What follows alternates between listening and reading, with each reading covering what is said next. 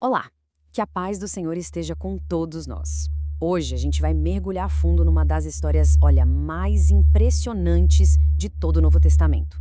É aquele momento em que o Evangelho simplesmente rompe barreiras, sabe, barreiras de ódio, de preconceito, para alcançar uma terra chamada Samaria. Vamos tentar imaginar isso. Uma cidade inteira. Uma cidade que antes era, sabe, marcada pela desconfiança, pela idolatria, e de repente ela é tomada por uma alegria contagiante. Uma alegria que não vinha de qualquer lugar, não. Ela nascia do poder do Evangelho. É exatamente aqui, nesse cenário, que a nossa história de hoje começa. E aí fica aquela pergunta, né? Como é que pode, como algo tão terrível, uma perseguição violenta, se transformar no motor de um dos maiores avivamentos da história? É um paradoxo, não é?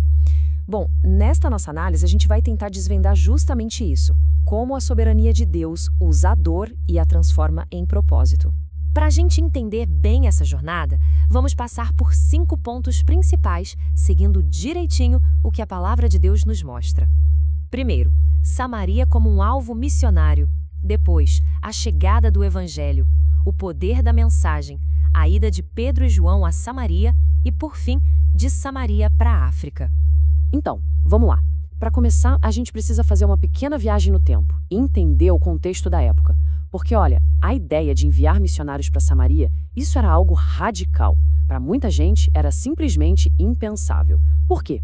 A história de Samaria é, para dizer o mínimo, complicada. Bem, tudo começa com a queda para o Império Assírio, lá atrás. O povo que ficou em Samaria acabou se misturando com outros povos, com estrangeiros, e isso criou uma religião, uma mistura, sabe? Um sincretismo. E por causa disso, para os judeus da época de Jesus, os samaritanos eram vistos como impuros, quase como hereges. Existia um verdadeiro muro de desprezo, de inimizade, separando os dois. Mas é justamente aqui que a gente vê a beleza do plano de Deus. Porque lá em Atos capítulo 1, versículo 8, um pouco antes de subir aos céus, Jesus quebra todas as expectativas. Ele vira para os discípulos e diz: "E vocês serão minhas testemunhas em Jerusalém, em toda a Judéia e Samaria." Sim, aquela terra tão desprezada, ela já estava no coração e no plano de Deus desde o comecinho. Mas então, como essa missão tão improvável começou? Não foi com um grande planejamento estratégico, um congresso missionário. Não. Foi no meio do fogo, da provação. Logo depois do martírio de Estevão, a Bíblia diz que se levantou uma grande perseguição contra a igreja em Jerusalém. Os crentes, então, tiveram que fugir para salvar a própria vida. Mas veja a soberania de Deus. Aqueles que fugiam se tornaram sementes do Evangelho, espalhando a palavra por toda a Judéia e finalmente chegando em Samaria. E no meio desses refugiados estava um homem chamado Filipe, um homem cheio do Espírito Santo. E o que ele pregava? Ele não pregava uma filosofia, ele pregava a Cristo. E essa pregação vinha acompanhada de sinais poderosos, curas, libertações.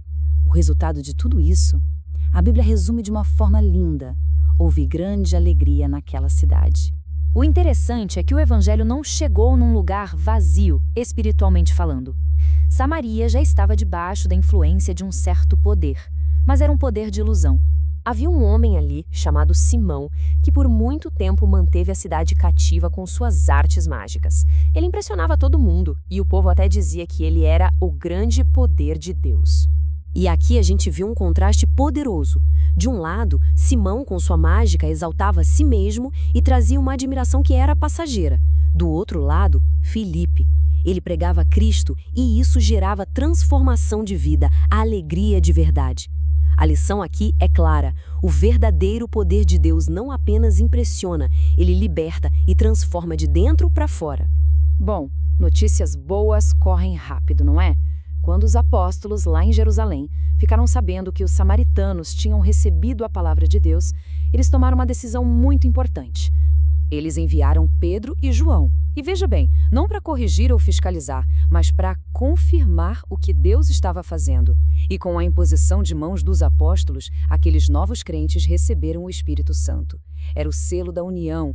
O muro da inimizade entre judeus e samaritanos tinha sido oficialmente derrubado no corpo de Cristo. Mas Simão, aquele mágico, ao ver isso, mostrou que o coração dele ainda não tinha sido transformado de verdade. Ele chegou nos apóstolos e ofereceu dinheiro, achando que o poder do Espírito Santo era uma técnica que podia ser comprada, mais um truque para o repertório dele. A resposta de Pedro foi dura, imediata. E esse episódio foi tão sério, tão marcante, que deu origem a uma palavra nova, simonia. É um termo que até hoje descreve exatamente esse pecado terrível de tentar negociar, de tentar comercializar os dons e os favores de Deus. A história podia muito bem ter acabado aqui, com esse grande avivamento em Samaria, certo? Mas os planos de Deus são sempre maiores. No auge de tudo o que estava acontecendo na cidade, Filipe recebe uma ordem divina que, humanamente falando, não fazia o menor sentido. Um anjo do Senhor aparece e manda que ele saia daquela multidão toda e vá para uma estrada deserta, que é de Jerusalém até Gaza. Pense bem, deixar um avivamento para ir para um deserto. Loucura, certo? Bom, humanamente sim, mas divinamente era só o próximo passo do plano. E Filipe obedeceu, sem questionar. E lá no deserto, ele encontra um homem sedento pela palavra. Um alto oficial da Etiópia que estava lendo o profeta Isaías, mas não entendia nada. A obediência de Filipe em deixar a multidão abriu as portas para que o evangelho chegasse de forma oficial ao continente africano. Então, o que a gente aprende com tudo isso? Essa história de Samaria nos deixa lições valiosas. Primeiro, que Deus é soberano e usa até as piores circunstâncias para cumprir seus propósitos. Segundo, que a nossa mensagem tem que ser sempre e somente Cristo. Terceiro, o poder de Deus é santo, não se negocia. E por último, que a obediência individual, mesmo no que parece pequeno, é fundamental para o avanço da missão de Deus. E essa história toda acaba ecoando uma pergunta para nós hoje. Qual é a nossa Samaria? Aquele lugar ou aquele grupo de pessoas que talvez a gente evite ou até despreze. E qual é o nosso deserto? Aquele chamado para um lugar de obediência, talvez solitária, que Deus está fazendo. Que o Senhor nos dê a mesma coragem e a mesma sensibilidade que